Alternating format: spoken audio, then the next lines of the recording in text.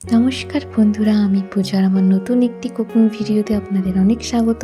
আজ আপনাদের সাথে একটি মাটন কারির রেসিপি শেয়ার করছি। প্রথমেই আমি এখানে আদা, রসুন, ঝাল লঙ্কার গুঁড়ো, 1 চামচি গোটা ধনে একটা পেস্ট করে নিয়েছি, সাথে পেঁয়াজ কুচি আর টক দই ফিটিয়ে নিয়েছি।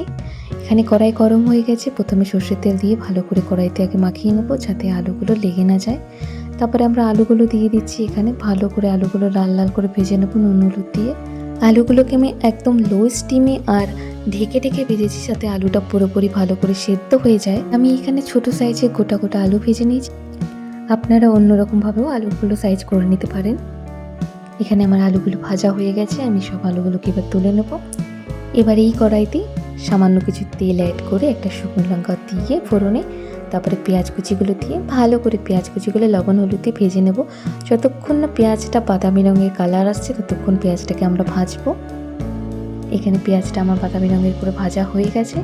যে মশলাটা করে রেখেছিলাম আদা রসুন লঙ্কা, সেই পেস্টটা দিয়ে বাটি ধোয়া জলটা দিয়ে ভালো করে একটু কষিয়ে নেব। সাথে এবার লবণ আর হলুদ দিয়ে দেবো স্বাদ অনুসারে। তারপরে আমরা সাথে সাথে এখানে মাটনটা দিয়ে দেবো।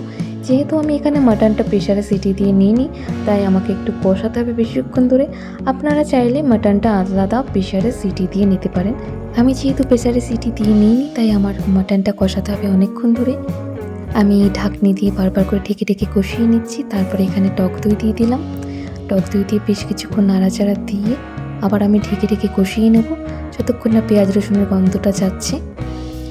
সাথে গরম জল দেবো 2 চামচি করে, আর ঢেকে ঢেকে কষিয়ে নেব।